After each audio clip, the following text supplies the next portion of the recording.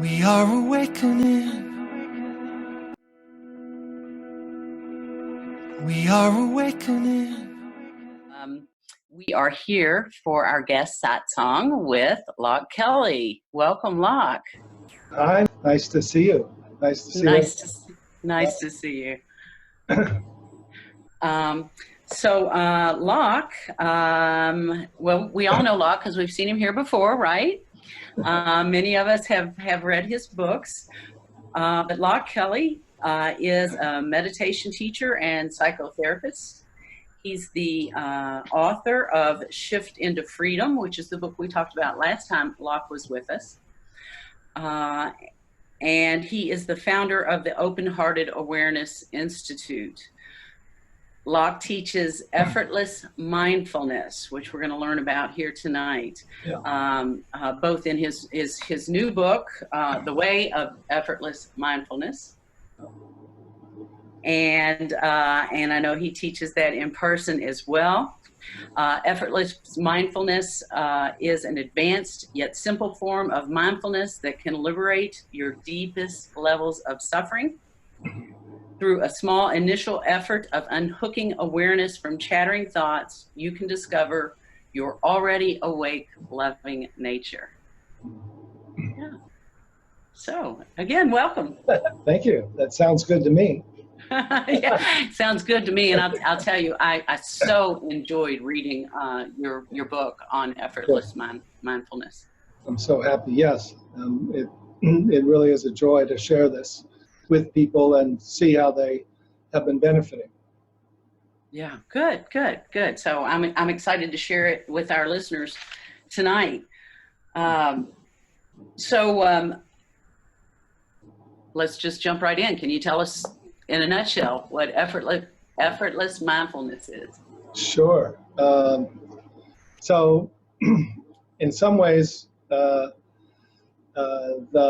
word effortless doesn't mean that there's not an initial effort, but that there's an awareness that's here, that's not our attention, that's not our thinking, that's not our ego focus, that's not our reflexive type of thinking, that's our already awake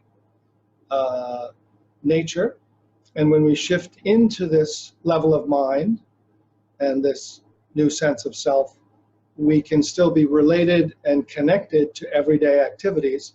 And that's what the word mindfulness really means. It's just a relationship or a connection or being related in a way to someone else, to an activity. And so the difference is really we're aware from a more spacious, pervasive, open-hearted dimension of self. But we're not spaced out, and we're not trying to be mindful from our mental self or our meditative self that's a little detached. Sure, yeah. So you talk about, well, first of all, throughout your book, you offer very helpful, you call them glimpses. Yes. Mindful glimpses. But when you first introduce those, you talk about unhooking. Yes. From, what are we unhooking from? Just about everything. Good. Well, and I think I began to experience that more and more as I did more and more of the glimpses. But could you describe what this unhooking process is? Sure. And you know, some of the first discussion or talk or even my book is kind of a map. It's a premise, it's a hypothesis, it's a report from wise gals and wise guys from wisdom traditions. And then hopefully we'll get a chance to experientially do some glimpses, and you'll get a sense of what it feels like. And then you'll report to yourself and to each other what that feels like. So a glimpse is really a shift from a current level of identity, which is kind of a thought-based little mini-me, little self that's thought referencing thought, self-reflexively, and then looking out of your eyes as if who you are is located in your head behind your eyes, kind of I think, therefore I am. That's what we normally experience, right? Yeah, that's the normal sense. If people really feel what it's like to feel like, where are you listening to me from? If you really kind of feel, you know, we talk about ego or ego center or something, but if you start to feel the habit of felt sense, location of the I am or the hearer, or it's this feeling for most people can be sometimes, you know, like a cloud and of emotion and thought, and it is dualistically focused outward. And so a glimpse is shifting out of the cloud to actually, and what shifts is awareness itself, to discover that we're also the sky. And this vast open sky is awake, has a clarity, a kind of unity to a vast source, whatever you want to call that, but the felt sense or the report seem to be the same. And then from this awareness-based knowing, we include everything in the cloud and everything in the world, so that we're not disembodied, we're not just transcendent, we also are embodied, inclusive, and then also interconnected. So we have kind of a new ground of being that's more like open-hearted awareness, like we've dropped from head to heart. And the glimpse is not a meditation state, but it literally is a shift of identity and a shift of the way of knowing into our natural awareness, from which we can then live. Well, and when you talk about unhooking from everything and shifting into this awake awareness, in your instructions you say, I'm not talking to the you that's normally listening with your ears. That's right. And I think that's what makes it difficult to understand. Yes. What you mean when you say unhook. Can you talk about that a little bit? Yes. So the second part is probably more important, that it's difficult to understand. So pretty much I wrote a book about that which can't be talked about or written about. Right. So that's the first premise, is Yes. this is beyond words, this awareness, this spirit, this felt sense, this direct experience of our true nature can't be put into words. There's words like that that point to it. And so even starting with kind of this advanced map and instructions, it's really very different than preliminary practices where you start with your body and start with thought, or start with your attentional system watching your breath.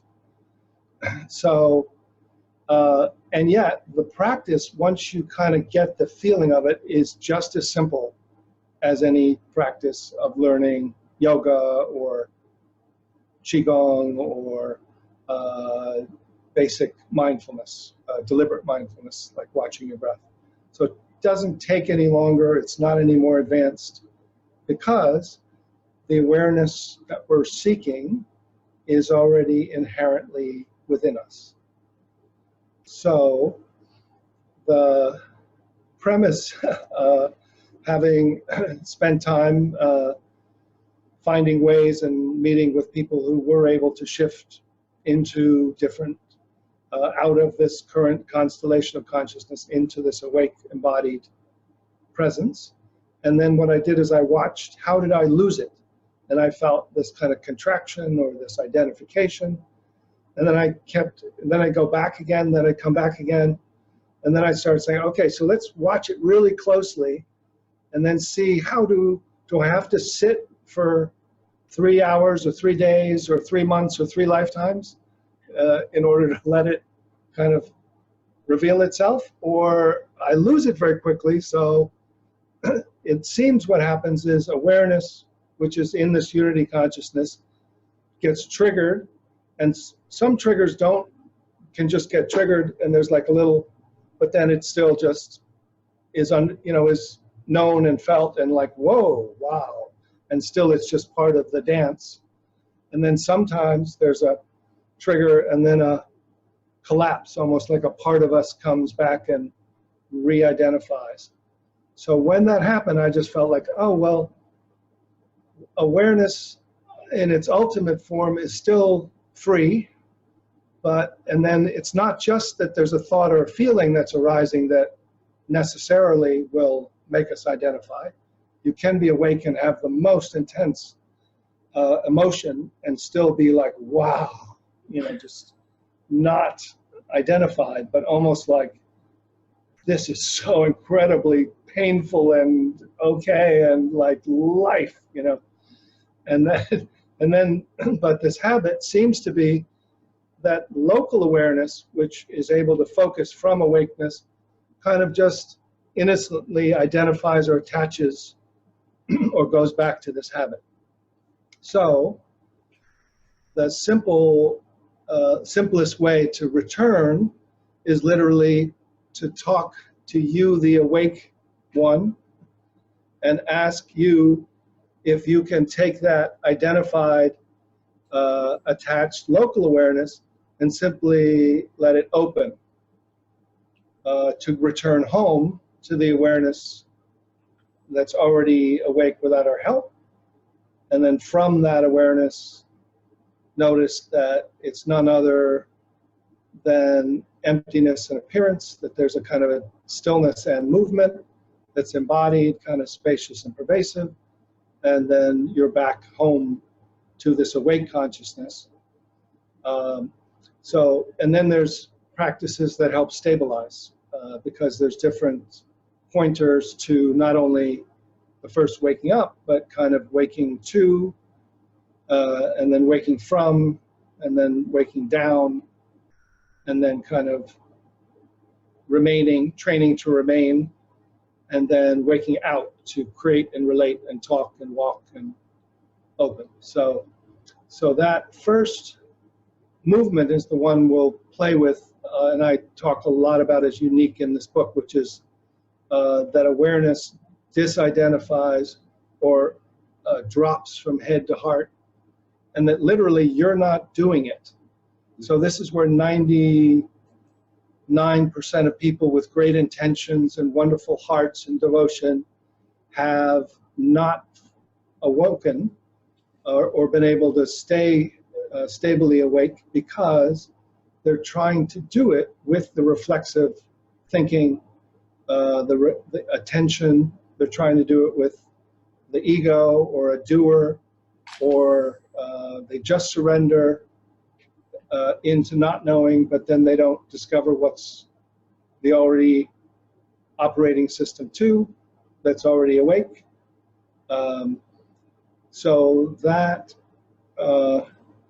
direct awareness is the only thing that can find itself, awareness of awareness, which you've heard. So this is one way to do that. How can you be aware of awareness if you're not aware of awareness? If you're caught, this is the paradox that everyone gets caught in. So, well, it's interesting, Loch, because I think a number of traditions teach that you have to go through these stages of purification, right, before you can embark on this last leg of the journey to awareness. But it really sounds like you're flipping that whole thing on its head. Somewhat, although my feeling is pretty much everyone who is interested and sensitive and has usually like young adult to midlife to older stage life has done enough purification, enough concentration, attentional, enough ethical development that they're ready to go. Okay. So if you hadn't done some preparation, you wouldn't even be here. That's right. Yeah, and it doesn't even have to be, what's called religious or spiritual, or could be consciousness or art, but there's some cultural, ethical training that wasn't there originally. That, young monastics, the practice was often taught to, 8-year-olds, and so you have to learn You have to go to school, you have to train attention, you have to train ethics, you have to train your body. So we're mostly trained in a secular way by going to school and by living in society. And so we have, I feel like we're ready. Most people are ready. And I find some people actually who have done a lot of spiritual practice have to unlearn more. Right, yeah. Yeah. Well, and you may have heard, I know you've been in the room for a while before we started this program, and you may have heard Regina talking about our awareness watching, awareness practices. Yes. We've been looking at that for a while. I'm sorry, go ahead. Yeah, I just heard that last words, you know, like last 5 minutes. Yeah. Yeah, well, and we've been looking at that for quite a while as a group, and I think that it could be very helpful for us to explore the difference between attention and awareness. Yes, beautiful. Yeah, this is literally one of the key things that holds people back. And it's the difference between deliberate mindfulness in some ways and effortless mindfulness. So, yeah, so we could do a little experiment. There's a couple different ways I do this, but why don't we spend like 5 minutes and feel the difference? Yeah. Great. Yes. Wonderful. Yeah. So, and we could do it a couple different ways, but you know, that's the sense of initial, let's say, mindfulness practice, or a lot of one-pointed awareness, whether you're looking at a candle, or in yoga, focusing on your posture, or in mindfulness, watching your breath. That the first practice is you use your attention and keep bringing your attention to your breath, to your body, and when it wanders, you bring it back and you tend to your breath. So it's still a subject-object dualistic practice. It's actually strengthening your attentional ability. And I won't go into it too much now, but it actually, in terms of your default mode network, it's actually, which is a natural way that our mind is distracted by alternating going out, what's going on out there, and then it alternates what's going in. And so when you try to focus on your breath, you can focus and then your mind will go in, and it'll go away to daydream, and then you have to bring it back. So when you actually do one-pointed focus, you're actually repressing your internal consciousness, and you're just turning on just your task mode external focus, and that's why you feel calm, but that's also why 10 minutes or an hour or a day later, you can't stay in that calm. You've just calmed your ego a bit, and now you're back alternating internal and external. And so these practices that I do, when you're aware of the awareness, and then you're aware from that awareness that's both inside and out simultaneously, it balances your default mode network. So that's one of the key stabilizing practices, is being aware from awareness that's aware of movement inside and out, that's aware of awareness inside and out, that's aware of any one point. And that's kind of where we're going. That's kind of the difference between using awareness-based and attention-based. So in terms of attention, why doesn't everyone just try, first of all, just look at one of your hands and just bring your attention to one of your hands. So, you know, just in a normal way, I'm attending to my hand, I'm aware of my hand, I'm conscious of my hand. So using attention. So just notice that you can focus, not on everything, but on one thing, your hand. You can notice the distance, but it's the distance away from where? So now the curious felt sense is you feel that you're able to attend to an object, your hand, but now feel, where are you attending from?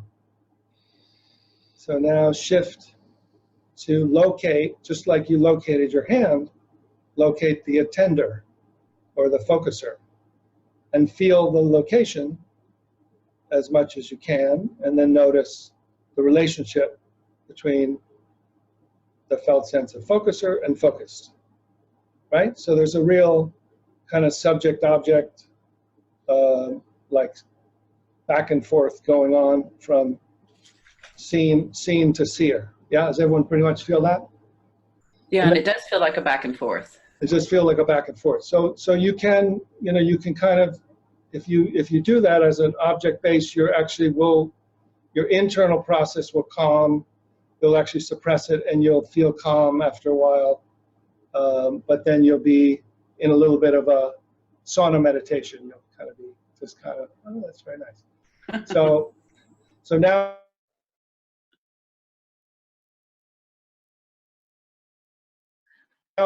bring your attention to the same hand through feeling. So this is still using attention. So it's like bringing your attention to your breath, but now you're just not using your eyes. So be aware of the felt sense of that hand, sensation, and then just notice the location of where it is, and then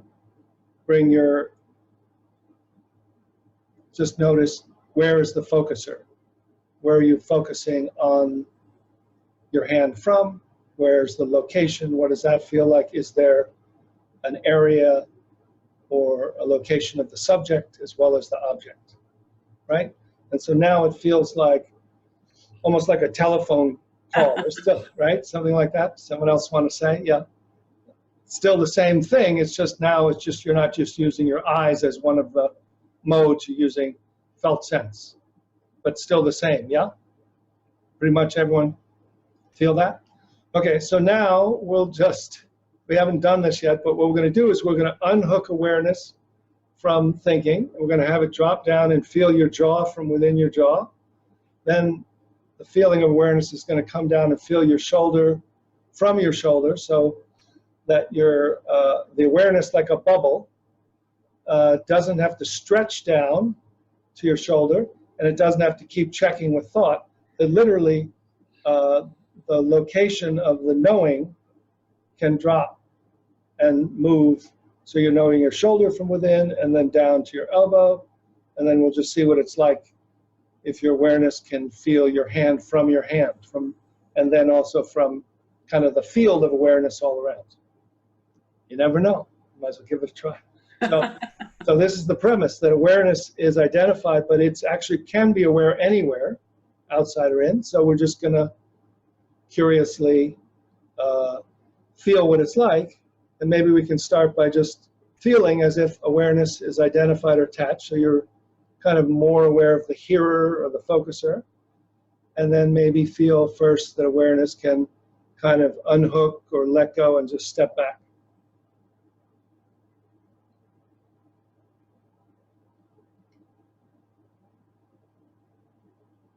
So it's aware of space and just noticing some relief. And then feel as if awareness, like a bubble of intelligence, can just drop and be aware of your jaw, your smile, directly from within. And then just notice that awareness can move itself to be aware of your throat, from within your throat. So just feeling the space, the effervescent aliveness, and the awareness that knows directly from within your body. And then feel as if awareness can move to be aware of your shoulder from your shoulder. Somehow the awareness, the subject and the object have dropped below your neck.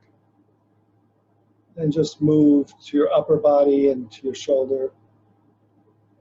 So somehow there's a feeling of awareness, aware directly from within your body. And then notice that awareness can move down your bicep to your elbow. Just feel the space, the aliveness, and the awareness in your elbow directly from within your elbow. And then notice what it's like to feel that your awareness can drop into your forearm, feel your wrist from your wrist, and then move into the area where your hand is and feel the space, the effervescent, tingling sensation and the awareness within and around your hand. Almost as if the information is known directly from your hand and is sent to the field of awareness everywhere. As if it goes to the big mind, not to your head. So feel the space around and within that knows your hand from your hand and not from your head. So just notice what it's like to not orient to thought, to feel and know your body from within. And then just notice what is the difference, what's the felt sense of direct perception from awareness-based knowing that's connected to aliveness in space. What do you notice?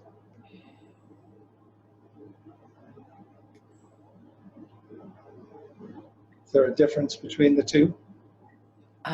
Yes, for me there is. Yeah. I don't know about the other folks in the room. Anyone want to say? Or Yeah.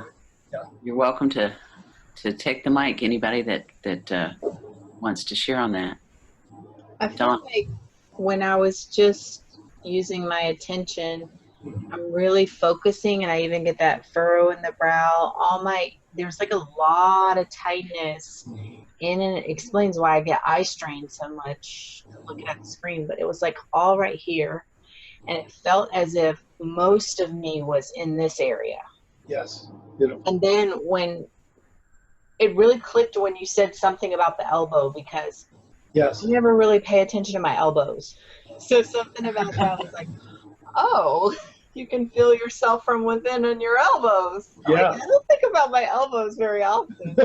There's something about that. I was like, oh, that's interesting. Yeah. And I noticed you kept saying something that's been happening to me for quite a while when I meditate. Is you kept saying words like effervescent. You kept saying Yes. words like tingly, aliveness. And you said alive spaciousness. And I've already been feeling this when I meditate. So my question was like, I was like, is that it? Or is that because I'm aware of that aliveness, I'm aware of that tingly, is that just not it? Because I'm actually aware of it. So that's where my confusion was, and it was a question I was going to ask you later. But yes, when I would feel from within that effervescent but spaciousness at the same time, and that felt sense I had before when I was thinking and concentrating, and it was more attention based. It was no longer there. Yes. And my eyes weren't strained. There wasn't tension here, and it felt like I didn't have eyes. Yes. It felt like I was seeing in some other way. Like you kept saying the words felt sense. For me, it felt like not like feeling, not like touch. It wasn't that kind of felt sense, but it was something happening within where I could sense this aliveness percolating all really in my shoulder and then down my arm, especially when I got to my elbow. That's when I was like, oh, okay. That's what I felt. Yeah, beautiful. I mean, that's so well said. It's interesting. It's just, you said all the points that are important. That there's, it's the movement of the location from this furrowed brow, eye-based strain of chattering mind, anxious, scanning for danger, center, whoop, and it just drops, and it's like, oh, I don't have it. Your head becomes equal to your foot. It's literally like, oh, that's just part of my body, but my awareness is now here. So why do I have to be so furrowed here? And so the intelligence is really feeling your body from within. And when awareness feels your body rather than thought or attention, the way your body feels when you know it directly is effervescent or tingling space. That's one of the main feelings of embodiment. It's not you know, being strong and being embodied and you know, heavy. It's not being, you know, like I'm really embodied, I feel loose. You know, that's not it. It's literally, it's the feeling of your hand or your elbow. If there's no image of it, there's very little boundary. There's a lot of space, and it's going to the intelligence of space, which is everywhere. And you're aware from everywhere and here, rather than this small point of view, this self-reflexive habit, which is what causes all the dualistic problems and can't bear and can't handle a fully intimate, sensitive human life. So this is a little upgrade of attention. Anyone else want to say something? Yeah.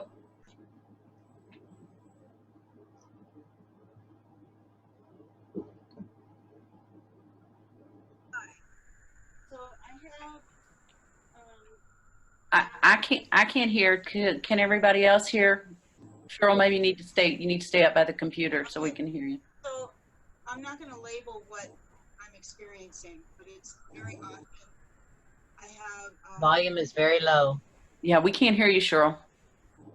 I have ringing in my ears. Sometimes it's constant. Like, Okay. and it doesn't bother me, and it doesn't upset me, and I'm not going to put a label on it. But have you experienced that? Is that a question? Similar? Yeah, I mean, it could be almost similar. It's like now you have ringing equally in all your body, so then your ears are not so, or even less, could be less concerned because everything's vibrating. So your ears are experiencing vibration on a very sensitive level, and it you know, when you drop into your body, feel your body from within. It very rarely feels like a problem, but it does feel effervescent and kind of tingly or continuously kind of sparkly. Yeah. And that's the feeling of body.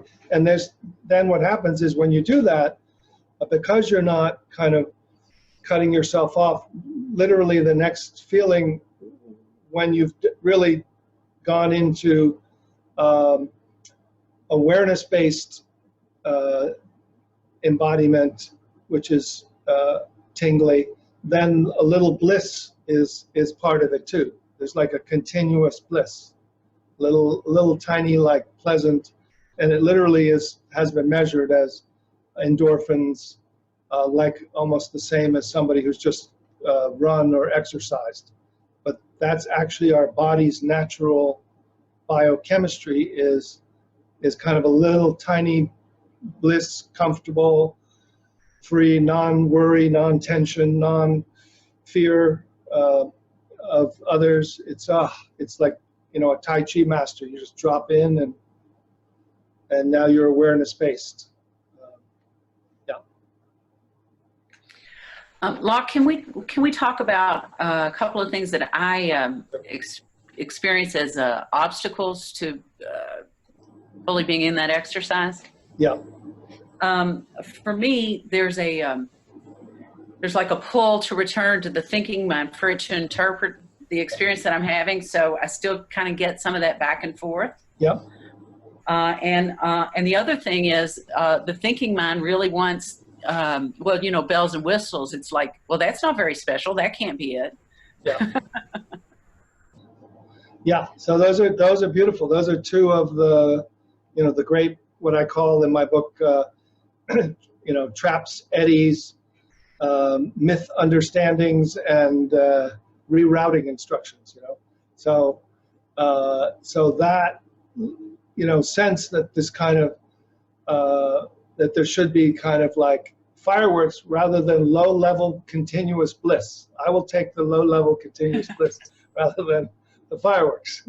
But we're looking for, like, you know, almost like a, you know, a psychedelic trip or something to be on altered state. Whereas we've been walking around in the altered state, and when we return to this awakened, embodied open-heartedness, it's like the first experiences are freedom or relief, or a sense of non-fear, non-worry, non-shame.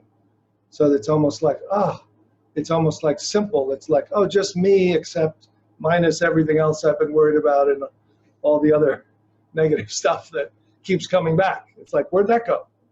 It's like, so, you know, it is kind of the relief of suffering as the first pointer. And then some other qualities come, but they're more almost like embracing, nurturing, rather than kundalini.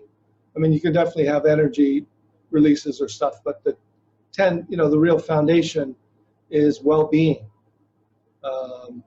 and okayness, and rather than a high.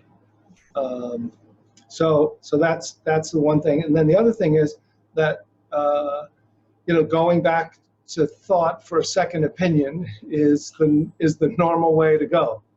So until, that's like with any spiritual experience or anything, as soon as you go back to say, am I there? Am I free of the thinker? Let me check. Oh yeah, no, wait a minute. And so that habit is to discover that awareness is awake, and we can do a couple little things to check that one out. But on the map, we go from conceptual knowing, which is the foundation of this, I think, therefore I am, which keeps it in place, to not knowing, to discovering there's an awareness that's awake, that doesn't use concept but could at any moment, and then getting comfortable with the not knowing that knows. So that's like a continuous intuition, or the potential to move your hand if you want to move your hand, but then you can put it down, and then you could say something or think about something, and then you could let it go. And you go to peace of mind is the baseline, because you learn to change the habit from self-reflective thought to thought, attention to the world, to awareness of awareness. And then awareness includes everything, but it doesn't have to orient to thought to know. It's just like a Tai Chi master, just open and taking everything in, but the office of the mind is kind of poured back into the field, and you've kind of dropped into your heart and using Wi-Fi to the files if needed. So that literally, there is a way to learn to not do that. In other words, to train to not orient by thought, but until we do, it's going to be the default habit. We're going to keep checking. So you want to do a quick little, so here's a little inquiry. Sure. So so in some ways this initial experience is fairly simple. The problem is agreed on by most teachers, then how to stabilize is where it gets different. So the problem being there's a small separate sense of self, that it's a habit that's made of thought, that it covers over our true nature, which is already here. So this thought-based identity is trying to solve the problem of self and trying to be satisfied. But in Buddhism, the word for suffering is often translated as perpetual dissatisfaction. So it's like there's a little perpetual dissatisfaction from this problem-solving, thought-based, that it's saying, well, where am I? Who am I? What am I doing? Am I okay? Are you okay? What's happening out there? What's happening in there? And it keeps trying to solve the problem of self. it's not even the issues or regular problems of the day that are the problem. The root problem is this identity that is, it's like a detective that's trying to solve the problem, but he's the thief or something. So he's trying to find himself, and he can't see himself. So if you were just to relax the problem solver and not go to thought, then the awareness-based embodied presence of open-heartedness may be here immediately if you just feel into it with awareness. So you can all try this simple inquiry, which is just to inquire what's here now when there's no problem to solve.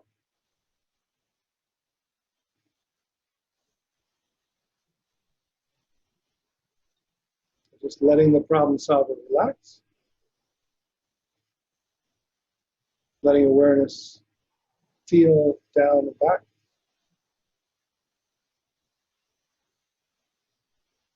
Not going to thought, not going to sleep.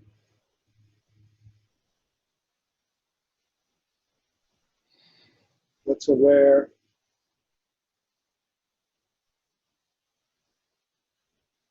What goes away? And what are the qualities of being that show up?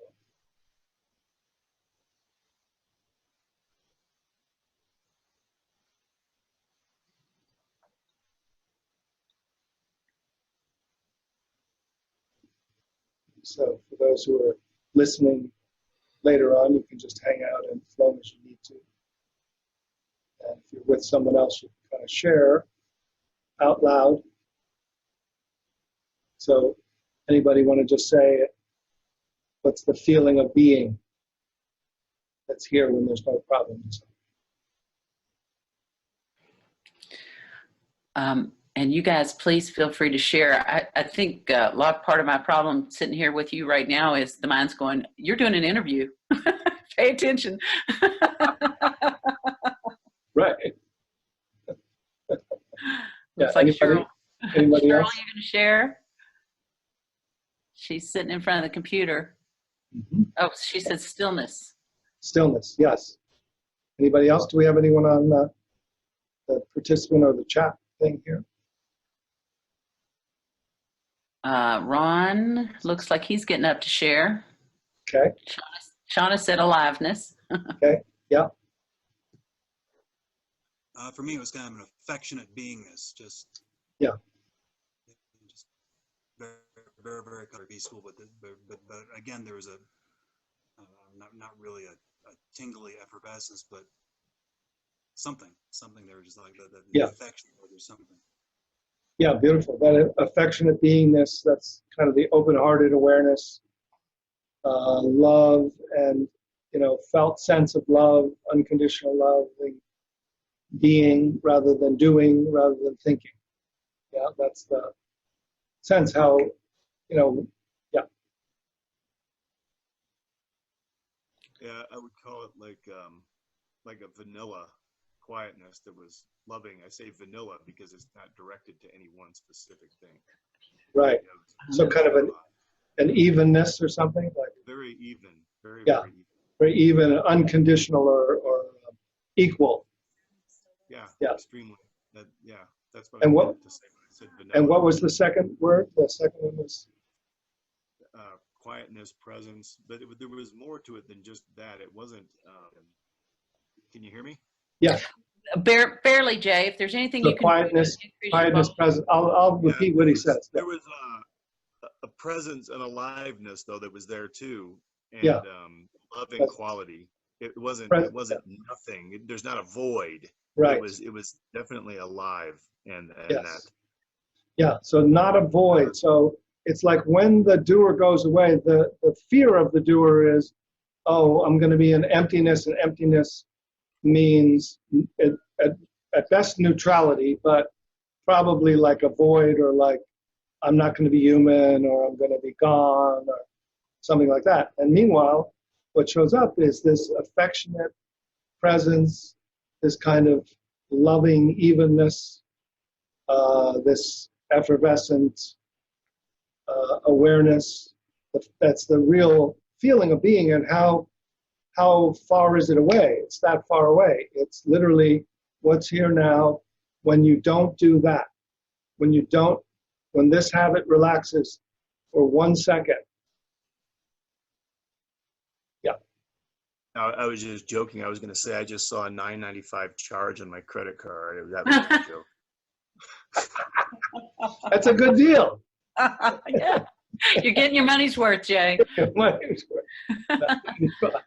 And there were comments on the chat board as well. I don't know if you can see them, Loch. Yeah. Yeah. Is that the spaciousness? Is that with a lot of O's or something? See, I'm going to have to do this too. Here-ness, spaciousness. Yeah. So, yeah. So the sense of enlightenment is, or awakening, is embodied. It's not just the sense of what we think of as emptiness or gone beyond or transcendent. It's transcendent and immanent. And when both are here, there's a feeling of embrace and being embraced, and a sense of freedom from the small self brings up natural positive qualities of enlightenment, love and joy, and sense of spaciousness. Everyone probably felt some openness or spaciousness or some dimensionality which moves from here to what's here when there's no problem to solve. Open mind, open heart. So that's a marker that feels, or interconnectedness with everyone and everything. Yeah. Loch, you talked about the different stages of awakening. You identify those in your book. Waking up from small mind, waking into embodied interconnected flow, and waking out to natural, creative, compassionate activity. Can you kind of tell us what that move is about? Yeah. Yeah, I mean, it depends on, how finely you want to follow the different dimensions of consciousness as they kind of like untie the knots that are holding us. And often awakenings talked about as if it's kind of one and done or something, like it's just awakening or you're not awake. And in some ways, the first premise is that awakeness is always already here, whether we recognize it or not. And even the second premise is even the ignorance is made of awakeness. So in some ways, there's no way out of it.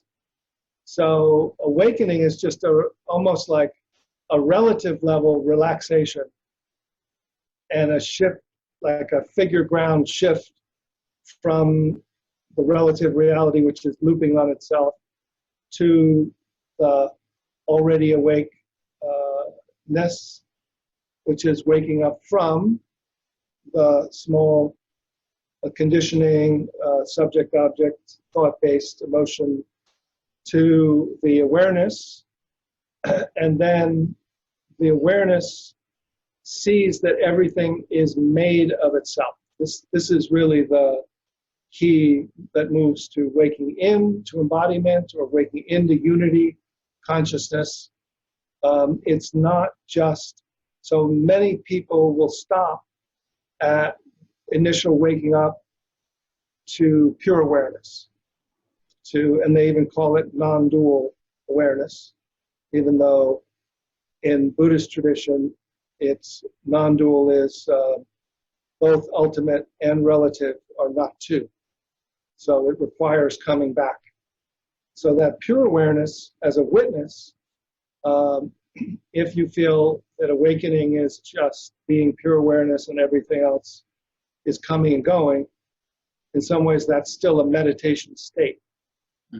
So it's really when awareness feels, oh, there's not two things, there's unity or oneness or interconnectedness or all evenness, that you feel embodied. So embodied is not just this body, it's here, everywhere, everybody, and nobody. You know, it's beyond the body. It's this body is arising like a ocean of awareness, arising as this wave, and rising as a wave of each of you and flowers, and that's the embodiment. So waking up from to the awareness as the awareness based, then being aware from awareness, and then as soon as awareness notices something that's moving, if it feels like everything's coming and going in it, then you've actually gone back to a meditation state. You feel, oh, I'm awareness and everything comes and goes. That's kind of a stage that many people stop at, but the next non-dual stage is feeling awareness that from the quantum field of awareness, the particles and waves are made of the awareness. And so everything, there's nothing that's outside of everything sacred. It's kind of a tantric embrace where everything, there's not two things, pleasant and unpleasant, messiness is all arising as the divine dance.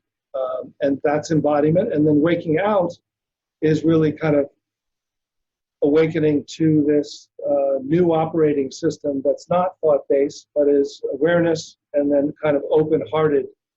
So you come into bodhicitta or heart-mind, which is the connection from this boundless heart to this local, tender heart. And then you're able to speak and talk and walk from a wisdom mind, from a non-reactive. There you're more creative. There's like a continuous intuition feeling from everyday consciousness, where you feel motivated to do service and to help and to create and to laugh and to cry. Yeah. And that's the waking out. You talk about not stopping. You also refer to that in your book, and you talk about people stopping at the not knowing Yes. Stage, which I found very curious. Maybe because I've stopped there,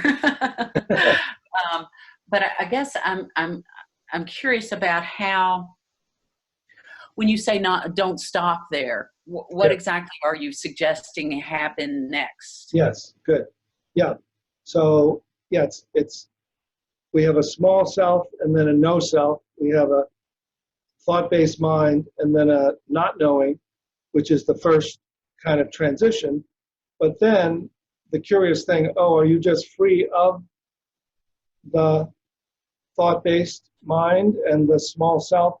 And then if you're in no self or no mind, then how can you talk and how can you walk? It's kind of a neutral halfway or a gap.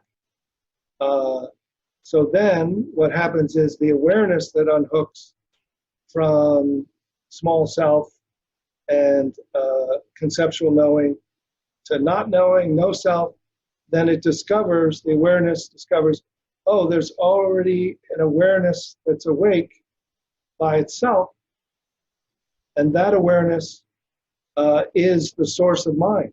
That's the intelligence, that's the source and the foundation of self. This is not just the absence of self, but now it is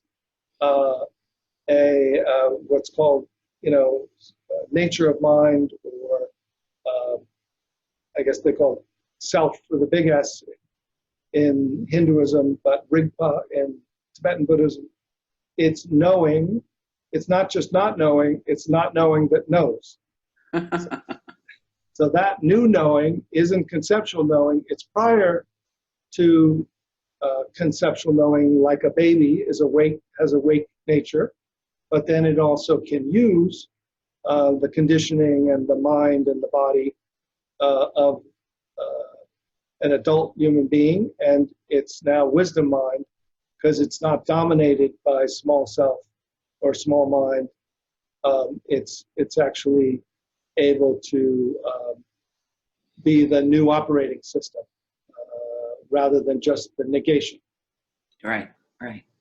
Well, and how do we move through these stages? Is that through self-inquiry? Is that through these mindful glimpses? Yeah. Yeah, the amazing thing is that there's a series of glimpses and inquiries at each shift. It's almost like at each untying of this knot, then untying of this knot, discovering of this. There's like pointers or inquiries or, but what is doing it all along is the discovery, or one way to do it, which is kind of the method that I mostly use, is this discovery of local awareness. So local awareness, we talked a little about it and we experienced it, moving down your arm into your hand, knowing your hand from within. In Tibetan Buddhism, they say it's child awareness returns to mother awareness. In Taoism, they say the book that's called The Secret of the Golden Flower. The secret is turn the light of awareness around to return to the awareness that's already awake. So it's this, rather than waiting for the awareness, that literally the turning awareness around or having it drop or open to feel that it can be non-local and local.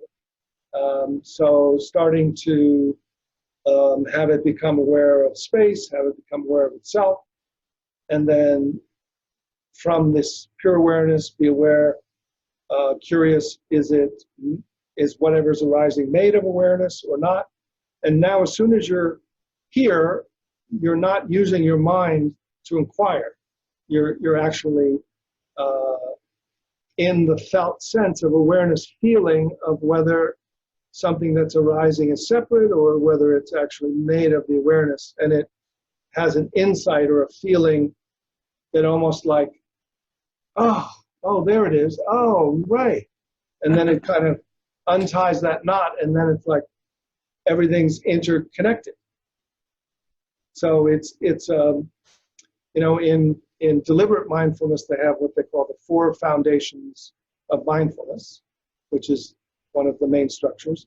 And so in my book, I have the 5 foundations of effortless mindfulness. And so those are ways of going through this. So basically, it's kind of whether you go down. Some people are internal people. They tend to find in their core the space and the divine within. Right, the kingdom of heaven is within, and literally it means if you go deep into your heart, into the core, into the space between the atoms, it'll open up. And other people need to open up, to the source, to the divine, to the cosmos, and then it'll come down. But the movement is literally like dropping, opening, realizing, recognized and realized, then interconnected, then kind of feeling this ground of being that's inside and out, then feeling there's a heart center, a heart mind, and then kind of moving to create and relate. So it's literally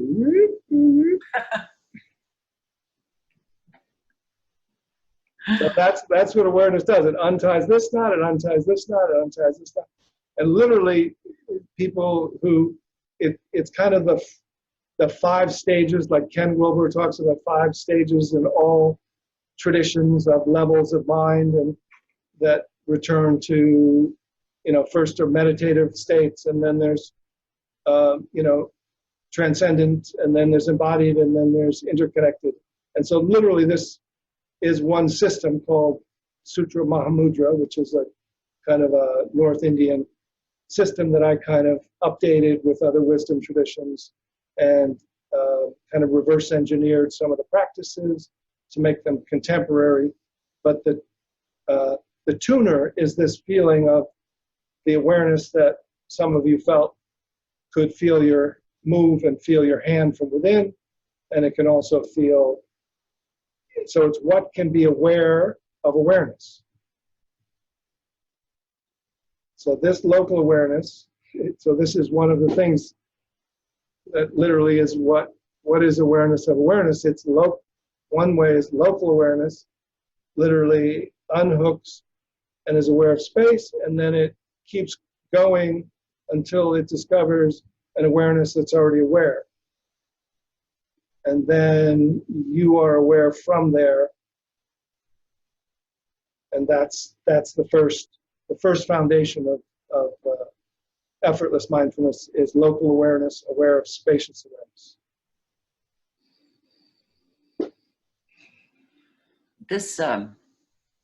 This path that you describe, is this a lifetime's journey, or can I do it in a weekend? Yeah, I mean, that's one of the things about glimpses is that the path, whatever it takes, it's in some ways it's direct realization and gradual unfolding. So you can glimpse it in a moment. You can glimpse the first part in a moment. You can glimpse 2/3. You can glimpse the whole thing, and because it's already here. So some people, when I said, what's here now when there's no problem to solve? I mean, literally, what some people are experiencing is Buddhahood. Like that's the whole thing. Freedom from, loving presence, interconnection, wisdom, it's because it's here already. So this is why this small glimpses many times rather than long preparation meditation, long retreats. You can still do them, and you can do any practices to calm your mind and body to prepare, but then to shift or glimpse your true nature, then to just abide, and then to start speaking and talking and walking to kind of get it rewired, to rewire your neuronal networks to this awake operating system. Starts to take, so that's what takes a little time, is to get the talking, walking on board. But yeah, it's you start to feel a certain confidence or trust immediately that you've glimpsed, pretty much what it is that's possible, and then you are motivated from there to say, well, what else am I doing with my time? Was there something else I had to do besides this? Oh yeah, that's right. I could do a lot of things, but this is pretty good. And so you're led by not a should, but by a kind of a love, love and a joy and a direct experience. Wow, awesome. I just looked at the clock, and it looks like we've been here over an hour already. That's great. So what I want to do is open this up to the folks here in the room who have questions for you. So you guys go ahead. If you're at the retreat house, remember, we're having a hard time hearing you, so get close to the computer and speak up. But does anybody? Hi, Glenn. Okay, I have a question. Okay. Okay, Sharon. And you seem a little low too to me, but we'll go ahead, Sharon. How about now? Am I good now? Yeah, I can hear you. I can repeat your question too. Yeah. Around my head, okay, a lot of times I get it doesn't have to be meditation. It just can be me just walking around, or I get a spaciousness right around my head, and it's movement and it's aliveness. And sometimes when I walk my dog in the morning, I see that the awareness is actually looking at the birds, like it's not me that's seeing through it. And yet, as far as the purification, I still have like a lot of stuff that seems uncomfortable that's still coming up. But, you know, I think that if I just sit with that in presence, it'll burn away. Or I could do root cause, you know, I could do different things. But is that common? Did you ever know anybody that just had their head, that feels spaciousness all around their head? Yeah, I mean, is it spaciousness like all around? Do you mean like you have no head? Like there's space above your neck? It just feels space. It's just wonderful. There's just space above your shoulders, yeah? Yeah, almost like if I listen to a teaching, I get like the aliveness around my head. When I know it's true, I don't get it in my heart, I get it around my head, and I just didn't know what it was, because I didn't know if it certainly doesn't seem like it's a sensation that comes from ego. It just doesn't seem that way. Yeah, that's one of the openings, one of the doors, one of the sometimes that, you know, like doors, the one door for some people is the upper chakra. Some people get a lot of information that way, or feel. There's a guy named Douglas Harding who passed away. What he did was called the headless way. So he felt like that was one of the first pointers, is to realize you have no head. And I kind of do that by dropping awareness and moving it out of the head, so the head has equal rights. But it just is opening the door to bigger consciousness. So you're not limited to this small thought-based mini-me. So just let that open and just see what the relationship is to your body and to your dog and to the sky and to the trees. Sometimes my dog stares at rabbits. Yeah. So while he's staring at a rabbit, I'll look his way, and it will be almost like I'm a camera and I'm zooming in on that rabbit. Yes. And I feel that is absolutely awareness, because there's an aliveness to it. Yeah, so that's local awareness. So when you're looking from the field, when you've opened from your head, awakened, you're now aware from spacious awareness that's embodied. So when I ask people after I do these glimpses, one of the key questions is, where are you aware from? And if you don't go to thought, they'll say nowhere, everywhere, and here. That's right. That's what I feel like. Yeah. And so then when you focus on anything, what you're focusing on the rabbit from is local awareness. You're not using attention. You're literally connected to the rabbit or the tree through the interconnected field. And it just focuses from awake consciousness, like you're touching it. Right, and then I'll also say hello to a tree, and I'll get a rise around my awareness. Like, in other words, it's just kind of like, I never really talked.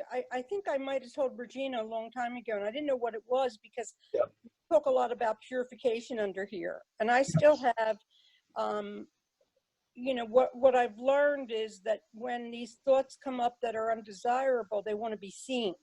These feelings want to be seen. That's right. And I let them be seen, because it doesn't mean that I've fallen out of presence. It just means just one of the things in presence. So we don't necessarily have to be completely purified, right? No, that's right. In fact, one of my things I say is, don't take your spiritual temperature by what's arising. Okay. It's more about who is it arising to. And the last chapters in my book are about integrating it with psychology, and I use a very particular form in this way of effortless mindfulness of exactly what you're saying, which is basically when you shift into this open-hearted, awake, enlightened consciousness, then you are this loving self that can be with these parts of you that have been longing for, for them to be seen and held and heard, and they're in pain or they're argumentative, and you can just be, all right, sweetheart, now I'm here, and what do you need to unburden? And they need to unburden something, or they need to let something go. So in some ways, you can't do all the clearing work until you've awoken. When you are awake, now you have the capacity to self-liberate and to heal and to love these parts that just want to be seen. They don't even want to be changed. They don't even need to be. They're Right. just like. But I thought all along that you had to get, because I'm a crier. I can still cry about it, and things come up, and I just, from listening to, there's a loving all method that we do in here too that helps. Okay. So that's been, but that I didn't like, because some of it was like I was lying to myself. So then I went and I was listening to Jeff Foster. I have you too, Loch, in my, I have a lot of people. Okay. Jeff Foster say that,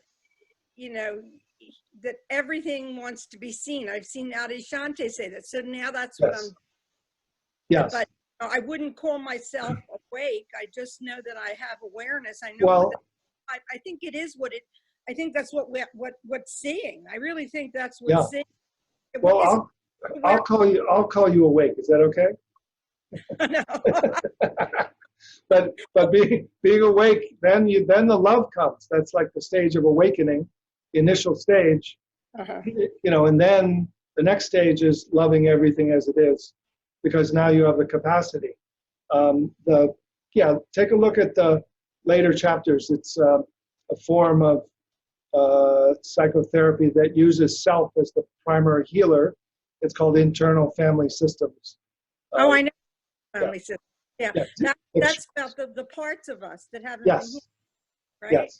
Yeah. Now, what I'm going to ask you is that what is it that I fall right back into, like, if I don't get my way in some ways, like, don't go certain, I still get that frustration. So then I look at, I guess frustration wants to be seen. Yeah, that's a frustrated part of you. It's one that you just, the key is there's no bad parts. So to treat a part of you like, oh, I've got to cleanse this, or I've got to get rid of this, or I shouldn't be, if I feel this, I'm not spiritual. It's like, no, that's, the spiritual is the loving of the frustrated part that's trying to do the old dance, and you just have to accept, oh, there's a frustrated part. Oh, what do you, it needs some love and care and listening to, and then it will relax. It'll just, do something else. Hey guys, I hate to interrupt, but I do want to see if anybody else has any questions you want to ask. Oh, no, thank you very much, Sharon. That was awesome. That was a great discussion. Yeah. So is there some, Glenn has a question. Okay. Oh. Well, okay, you are unmuted, so. Yeah, I can hear you. Okay, great. Nice to see you again, Mr. Kelly. Yes, nice. I don't see you, but I hear you. Oh, all right. That's good. It's good. It's good for all of us. You mentioned, and what I heard was, I try to identify with what is alive within you without our help. And I found that very valuable. I'm going to use that in my teaching. It's very important understanding. You've also spoken about a very clear idea of motivation. Yeah. Why do we do this? You talked about creation. It's like the answer to a lot of those questions is the creation of something. Yeah. And then you spoke about an awake operating system. Yeah. And that's my most, if you have any time to spare for me, as much as you could talk about an awake operating system, that would be great. Does it have anything to do with the solidarity economy, or are there any other networks you're working with, P2P, any of that nature? Yeah, I mean, certainly motivation leads us into kind of working with other groups and causes and social justice.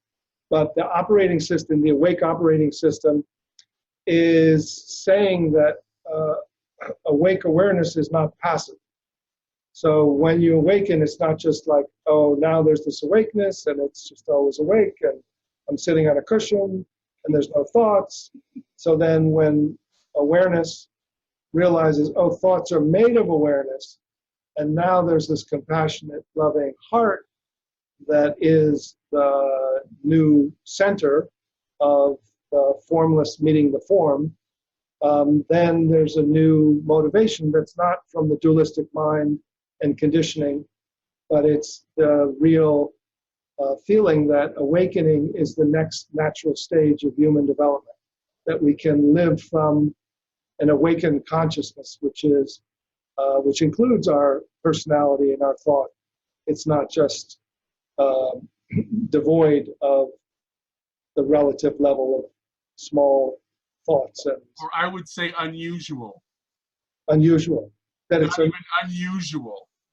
Making enlightenment not unusual. yes, beautiful. Yes, that it's like a stage. I think it literally is learnable, teachable, like a child who doesn't know language can learn. We have the capacity Yes. to learn, and it's like a developmental stage. It'll take about that long a period of time, and it'll have its bumps and struggles, but if I don't know that we have another 500 years. that's right. Yeah, so but I'm saying it takes as long as like a child to learn language, like so, or a teenager to go through adolescence to get to young adulthood. So what kind of fruit would an awake operating system produce? yeah, I mean, first is the feeling of freedom, and then the joy, and then the seeing of everyone as yourself. So that's kind of the first perceptual difference.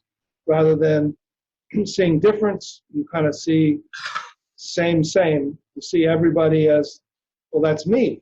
And so then you're motivated to share and to talk and to comfort and to help and to create and relate to people. So in sort of a modern vernacular, it would be intersectionality. Yeah, sure. And solidarity. Solidarity. If you could codify those words in a contemporary manner, you would say an awake operating system foundation would be solidarity and intersectionality. Yes, and you feel these things. The operating system means your identity feels completely different.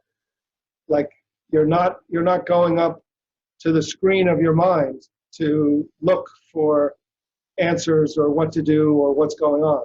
You literally have dropped down from head to heart and opened into this interconnected field that gives you information that operates differently.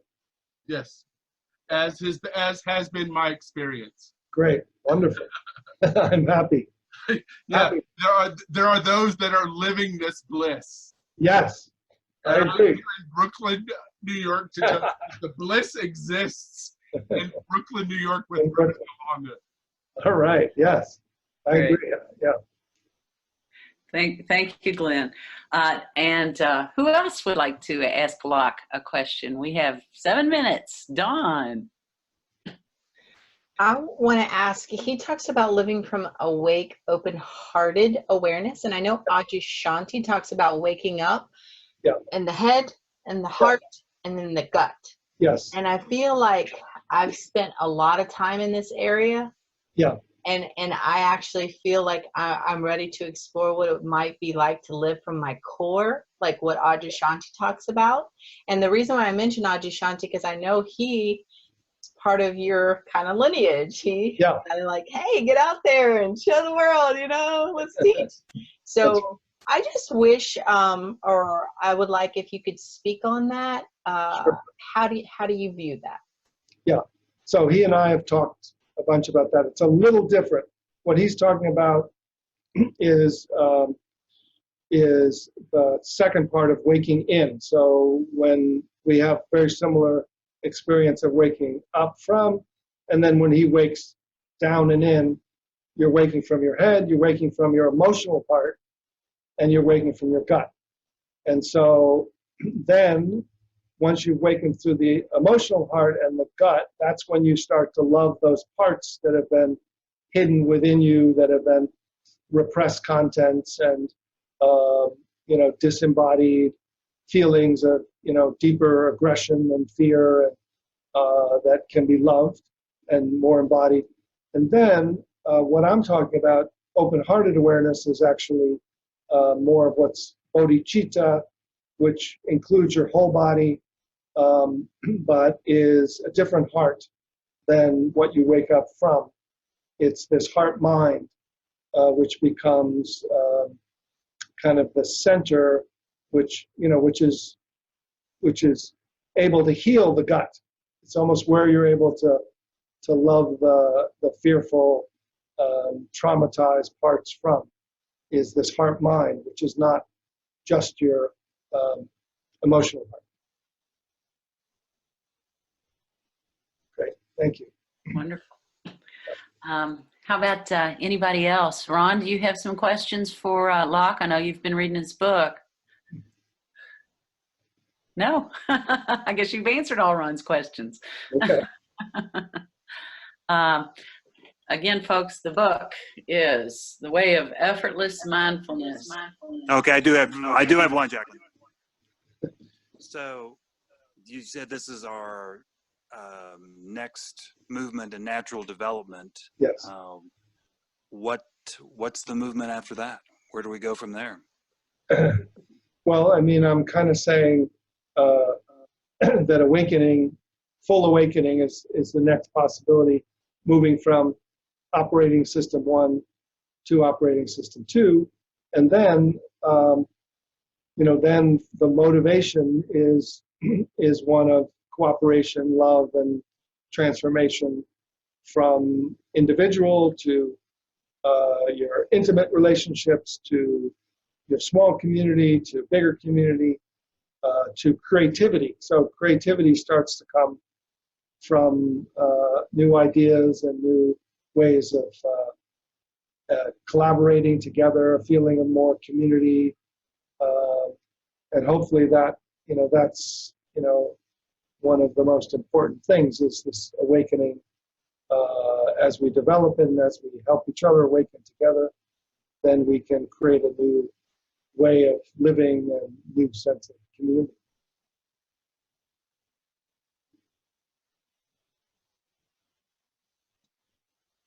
Okay, thank you.